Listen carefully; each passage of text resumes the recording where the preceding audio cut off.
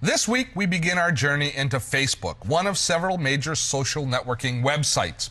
Now, social networking sites are places on the internet where we set up shop for the express purpose of socializing and hanging out with our friends. There's many social networking sites to choose from. MySpace is probably still the biggest of them all. In fact, so many people are signed up to MySpace that if it was a country, it would actually have the world's 6th largest population. But there is a new kid on the block. Facebook. It is the rising star of the social networking world. Now, Facebook began as a site that was limited just to the school community, but it quickly gained a really strong foothold and established both a culture and a huge following. So now it's available to everyone. And in my opinion, it is the best place for us to learn about social networking. So let's have a look. When you sign up for Facebook, the first thing that you're going to do, and signing up is free, by the way, the first thing you're going to do is create a profile. Your profile is all of the information that you want to share with your friends. It's basically telling them what's happening in your life, what you're interested in, what excites you.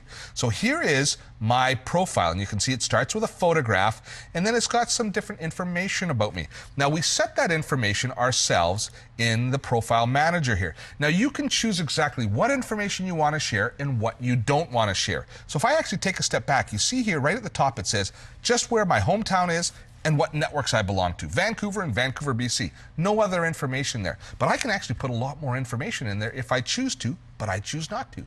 What sort of information could I add there? Well, I could say what sex I was. If people didn't know that I was male, I could tell them I'm male. And then I save those changes, and all of a sudden, when we go back into my profile, we see that now I am male, in case anybody was confused. So you can choose exactly what information you share. And that's an important thing to think of as we go through all of Facebook. You have to select very carefully what information you choose to share. So you can also say if you're looking for friendship or a relationship. You can tell what hometown you're in. You can even tell what political views you have. You can share all of that information. You can also share contact information, your email address, your phone number, your address if you choose to. And then when you get in the personal area, you can talk about what activities you want. This is an area people spend a lot of time because this is telling people kind of what's happening in your life. For example, I love fly fishing, and my favorite TV shows are Deadwood and Slings and Arrows, and of course, Dotto Tech. And my favorite all-time movie? Well, is there any question to anybody who knows me? The Princess Bride is the greatest all-time movie ever made. So you can share what music you like, your tastes, the books you're reading, and your friends will have access to this information. Once you've set up your profile, put the basic information in, you're ready to start filling out the rest of your homepage. For example, you're going to choose a photograph that you can upload. Photographs are very central to what happens in Facebook. Besides having your picture on as your profile picture, you also have photo albums that you can share. And people really like to share a lot of photos. I've got 6 photo albums here. Some of them are available to everybody to see, and some of them are not available to people who have limited access to my profile. So you can set up really close friends and family and more casual friends. So for example, if you watch the show and you become my friend, you're going to be able to see the Dotto Tech TV show photos, and you're going to be able to see all my photos from fishing, but you won't be able to see photos from my niece's wedding. I'm going to keep that more for family and really close friends. Facebook is all about sharing your photos, sharing your opinions, sharing your likes and dislikes. But you need to be careful about exactly what information you decide to put forward, because with any social networking site, you have to consider that people who you don't anticipate gaining access to the information will gain access to the information. So for example, if you put up an opinion, you have to be comfortable with your best friend seeing that opinion, but also that opinion reaching your worst enemy, reaching your boss, your parents, your children, the government. Anybody can gain access to information once it's put forward on the internet. So you have to be very careful exactly with what you are sharing. That's an overriding concern with all social networking sites. Now, we need friends. We have to find friends in order to be happy on Facebook. So where are our friends? How do we reconnect with old friends? It's actually quite a simple process. Well, after you've set up your profile, got all your information in, you can start looking for old friends in Facebook. And we do that by going into the search area and just starting to type in people's names who we want to reconnect with. So I'm going to type in Jeff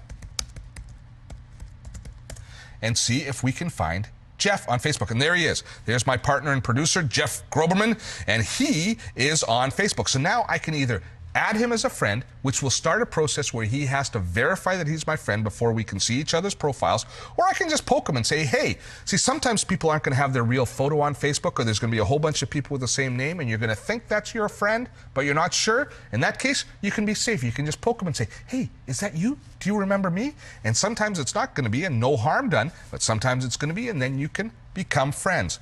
Now, once you've added a friend or two, you're going to have access to their complete list of friends, and you're going to be able to search through it, and quite often they're people that you're also friends with. So once you've got your first friend or two, it's a very short process to adding many, many more friends. So now we've got friends on Facebook. We have a profile on Facebook. We're ready to start living the Facebook life. And we spend most of our Facebook life here in the Facebook homepage. This is where all the information about all our friends is brought together for us to consume.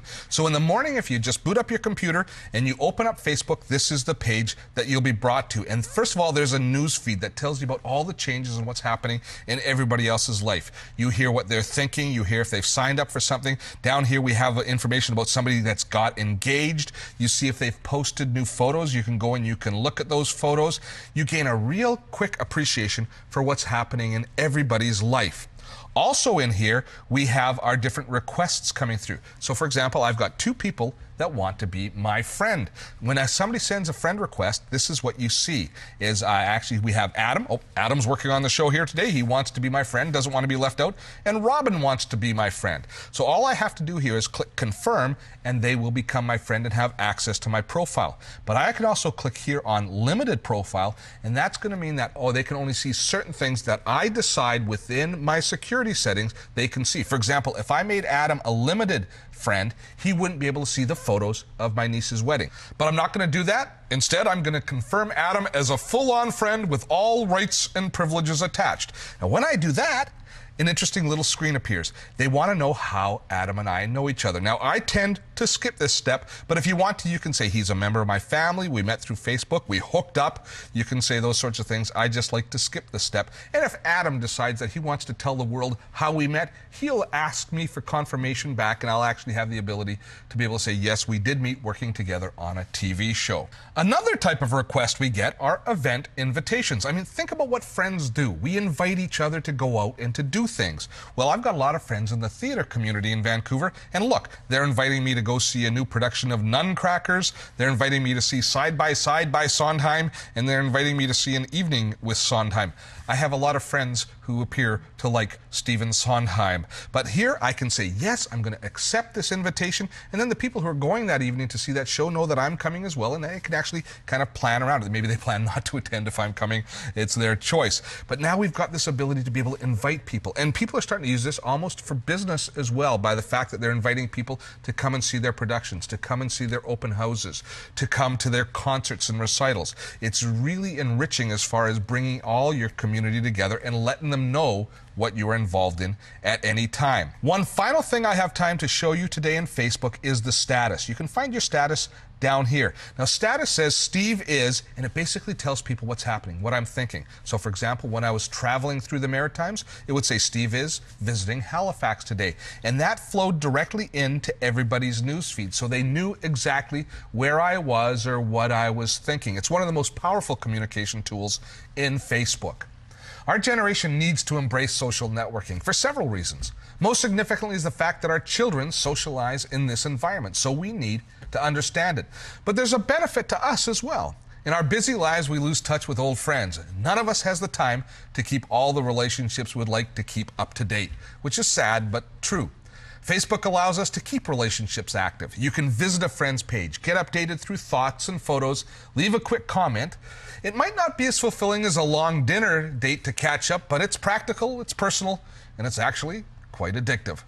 Check out Facebook. You will amaze your kids, you will enrich yourself, and don't forget, you can make friends with a computer celebrity.